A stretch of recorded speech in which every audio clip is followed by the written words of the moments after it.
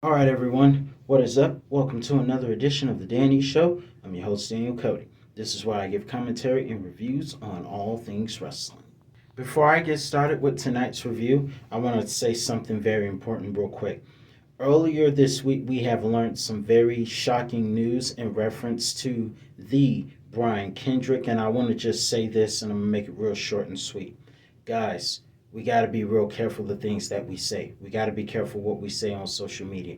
And we got to be careful what we're saying now because we never know when years from now what we say could come back to bite us where the good Lord split us.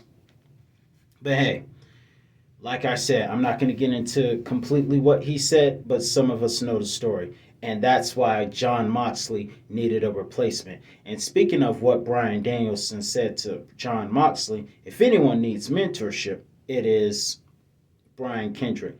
But he apologized, so who knows? Maybe he'll get a second chance from somebody. But he'll be on probation for a while.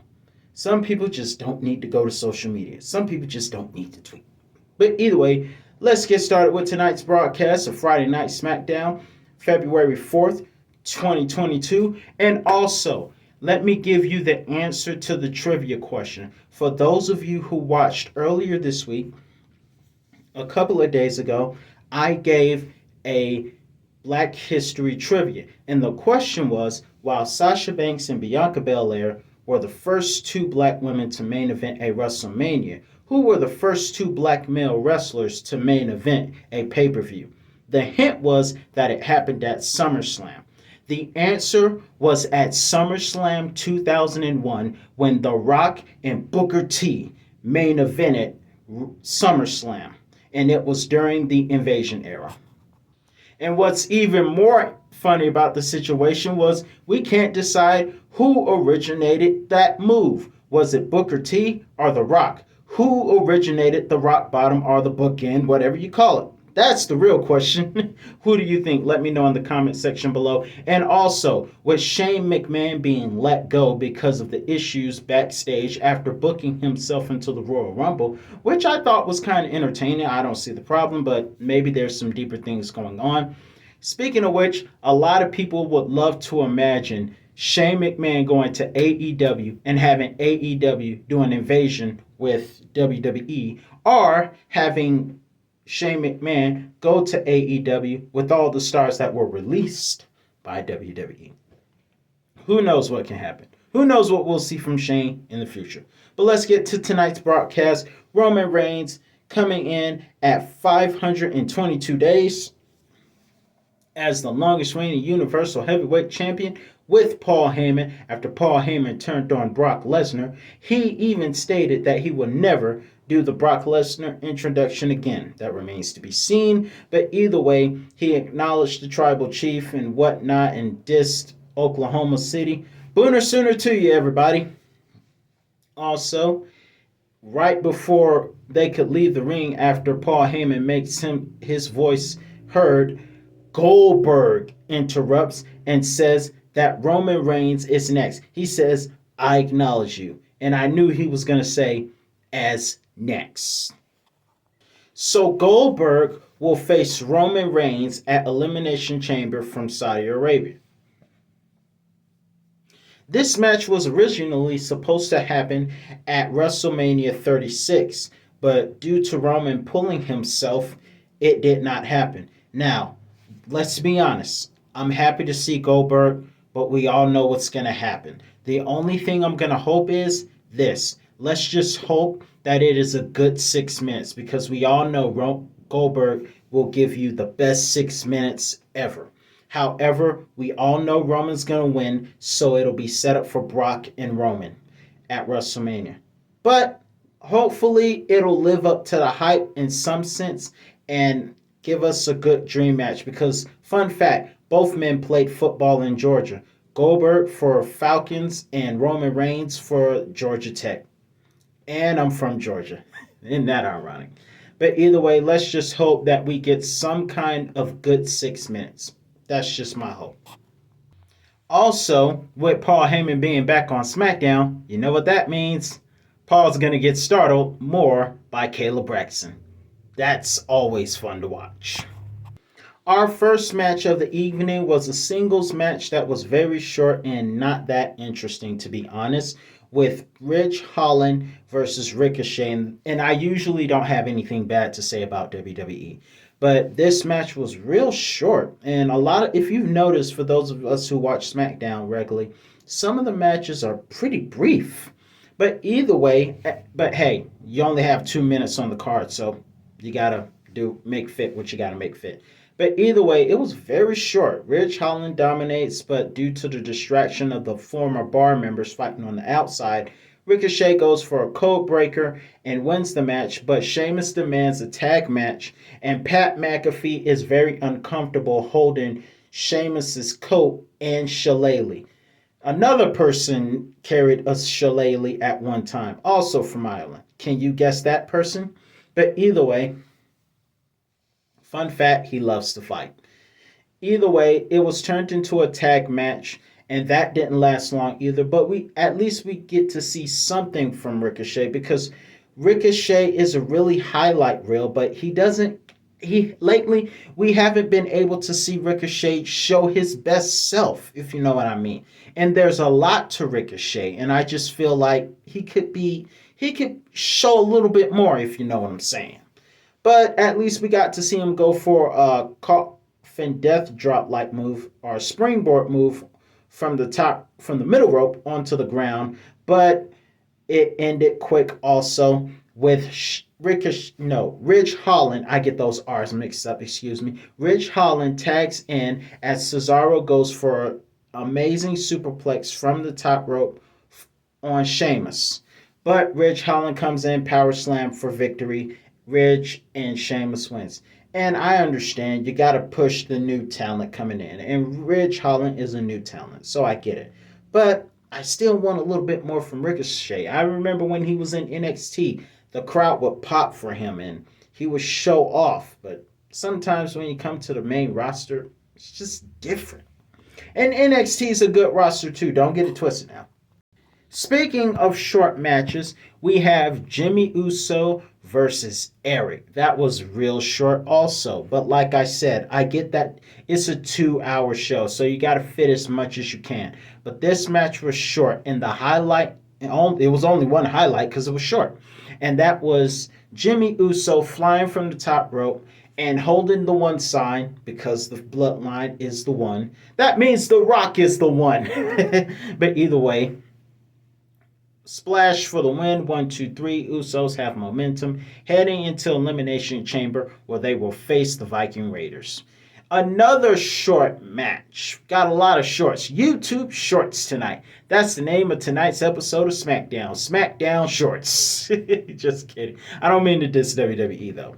But another SmackDown YouTube short is Natalya versus Aaliyah. Zelina Vega's favorite singer. Just kidding. The real one, God rest her soul. But either way, Aaliyah comes in at 316. Aaliyah 317. What? And speaking of the 317, Aaliyah early goes for a Luthez press, just like Stone Cold Steve Austin does. Piston rights by the rattlesnake. I love when Jim Ross used to cover Stone Cold's matches. It was awesome.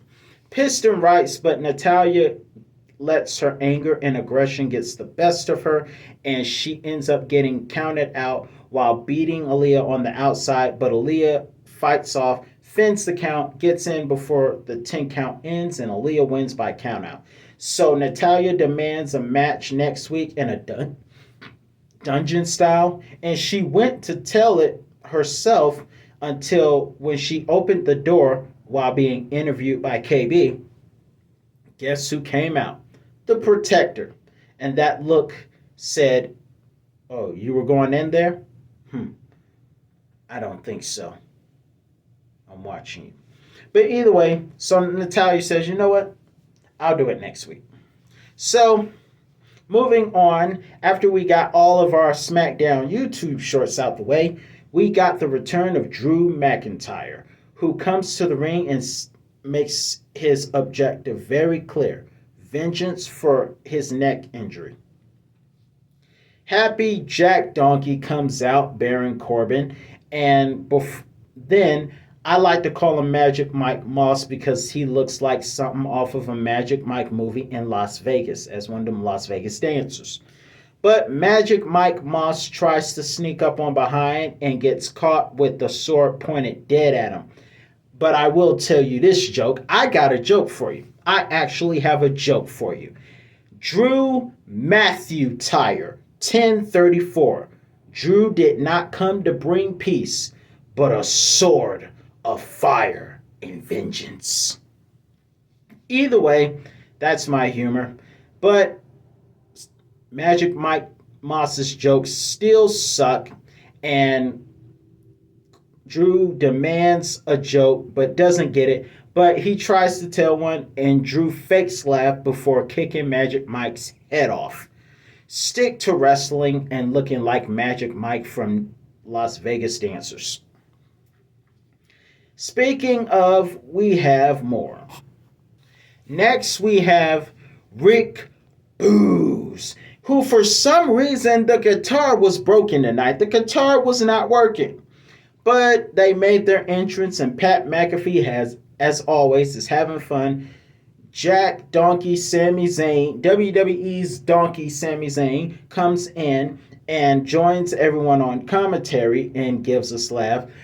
I gotta say, Johnny Knoxville chasing Sami Zayn on the red carpet with that taser was funny. But moving on, Shinsuke has a match with Jinder Mahal. Jinder took control for the early part of the match. Another short match, but you gotta do what you gotta do. It was a short match that saw Jinder,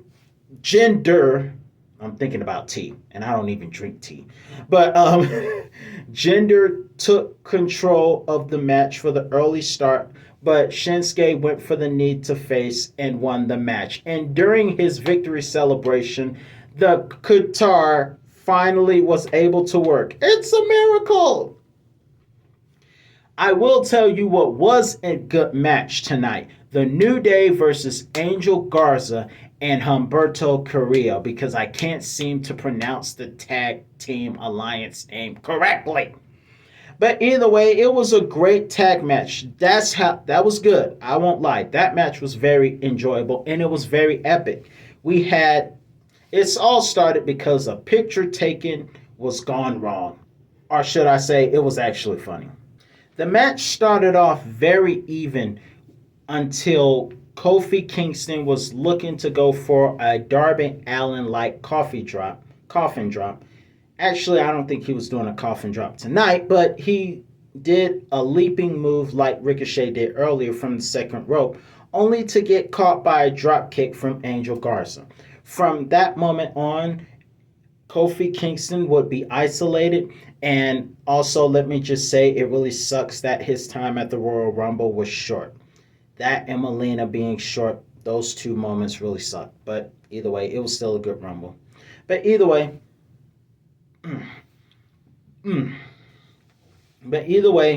the match was Kofi being isolated until Big E finally tagged in after Humberto Carrillo missed the moonsault and sold the drop kick pretty funnily. But Big E tags in and suplex everyone, belly to belly, everyone around. And there was a particular move that the New Day did, and I thought the match was it right there. But it wasn't because the 2 count was broken up. There were plenty of moments where I thought Angel and Humberto Carrillo was going to win that match because, like I said, the tag match was very epic and it really woke everyone up. It was just that good.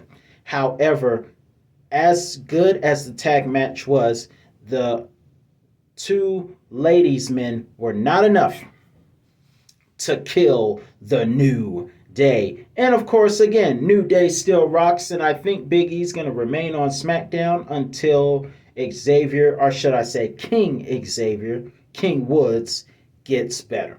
Let's get into the last part of the show, shall we? Congratulations to New Day.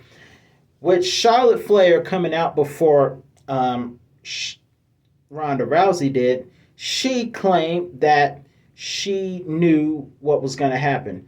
Obviously, Sonya and Charlotte came to the ring and stirred some things up, saying he said, she said, they said, God said, devil said. Everybody had something to say. But either way, there is rumors. Nobody cares about rumors. And then there's truth. And the truth was Ronda Rousey came out, greeted the fans, which I did not expect because she said in a Royal Rumble post-match view that the fans gave her an ovation, but she wasn't going to fall for that again. But apparently she has a change of heart as she greeted the fans for cheering her. And then she said, putting an end to all rumors, I don't like rumors, I like truth. I don't follow rumors. That's why you got to be careful with social media. You can't believe everything you hear on social media. You got to get the facts. And you can't just report off of what you hear. Facts over feelings. Facts over rumors. So Ronda comes in and says, guess what? I'm choosing Charlotte because Charlotte is one of the ones she owes a butt whooping. And I honestly thought she was going to go for Becky because to me and to some people in the WWE universe, Becky versus Ronda was a good dream match. But I guess Charlotte's going to get it from Ronda because let's be honest, the last time Charlotte and Ronda were one-on-one was in Los Angeles when the fans were starting to turn on Ronda and they were actually happy to see Ronda get the crap beat out of her with a kendo stick. And Charlotte was the hero when actuality she turned heel for doing that. So you know Ronda Rousey is thinking about what happened at Survivor Series 2018. I don't blame her. It's still going to be a great match because Survivor Series was a great match until Charlotte ruined it. So we're going to get those two. But what got more interesting was when Charlotte Flair said some insulting things about mom versus mom. Obviously, Becky's a mother and Ronda's a mother. So Charlotte attacked that. And she said that her belt is prettier than Ronda's baby. My baby is prettier than yours. And I knew all hell was going to break loose because you don't talk about somebody's child. Especially when that child is the child of Ronda Rousey. That's a good way to lose an arm. But either way, Ronda was about to give it to Charlotte until Sonya Deville got in the way and she got her arm injured for running her mouth.